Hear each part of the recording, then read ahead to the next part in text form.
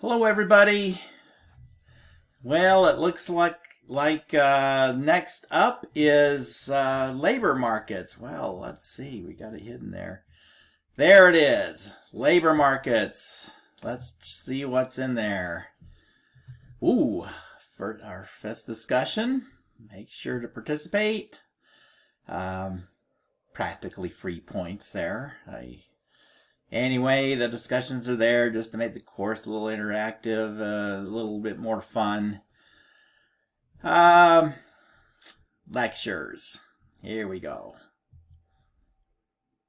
First of all, well, with labor markets, a big issue is the minimum wage. And I've got a few extra items in here. This is in reference a few years ago when President Obama said that there was no strong evidence that minimum wages cost jobs among unskilled workers, and that is absolutely false. But it depends on where the wage is relative to equilibrium. That's the issue. For example, let's say the market clearing or equilibrium wage, where supply and demand intersect, is $10. $10 an hour. And the minimum wage is $1 an hour.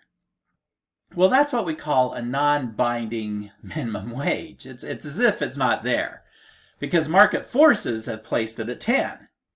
All right, that's what McDonald's has to pay to get workers to come work for them instead of Burger King or Pizza Hut, right? But if the minimum wage is $20 an hour and the equilibrium wage is 10, you're going to have a big problem there with unemployment, because you're going to have more people enter the workforce. You'd say full-time students will go part-time. Homemakers will go, into the labor force for maybe a part-time work where they wouldn't before at the $20 wage.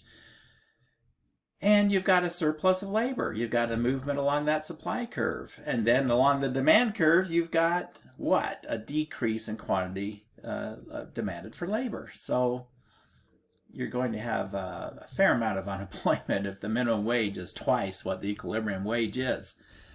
So this here explains some of that, and it also there's some links down here for evidence. Okay. A lot of thoughts on minimum wage and a lot of studies on minimum wage. And like I say, the reason you can come up with different conclusions in a study, if you raise the minimum wage, let's say from $1 to $2, you've increased the minimum wage by 100%.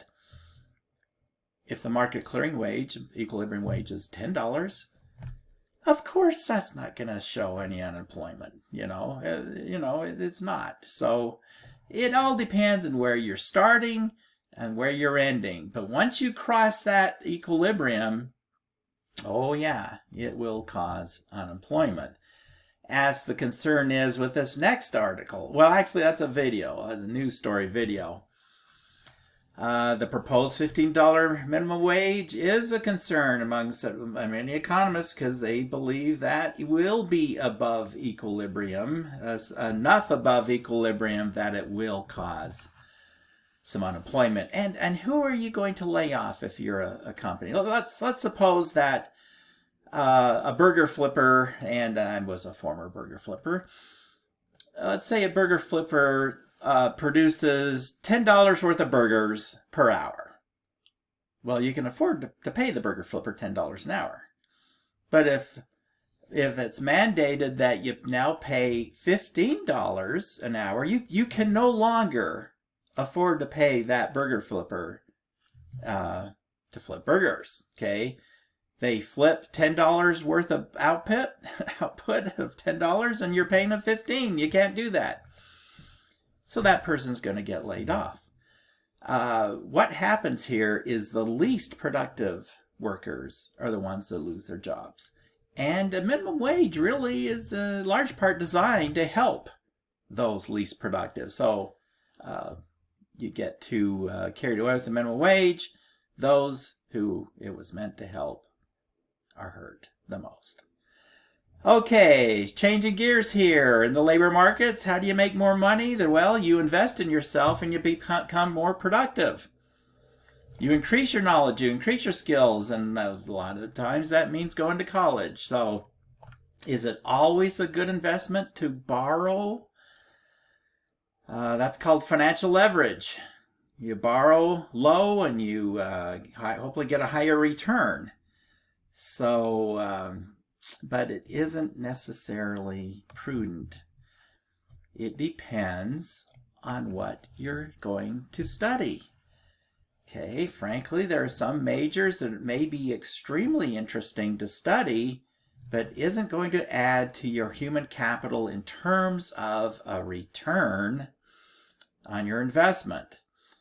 So here is a link to a very interesting study on the economic value of college majors done at Georgetown University that you might want to look at. And here is something that a very sad story. Here's a man who threw caution to the wind, went in tons of debt to become a college professor teaching. He declared bankruptcy. He went way over. His major is not marketable outside of teaching, and he's in a world of hurt. Something you want to avoid. Now, here's the main point. He filed for bankruptcy, but still has student loans to repay. Student loans do not go away when you file bankruptcy. They never go away. And the reason for that is there would be no money available for students. That market would dry up. The only way you're going to get money to lend to students who have no collateral, these are uncollateralized loans, is if they could too easily go away,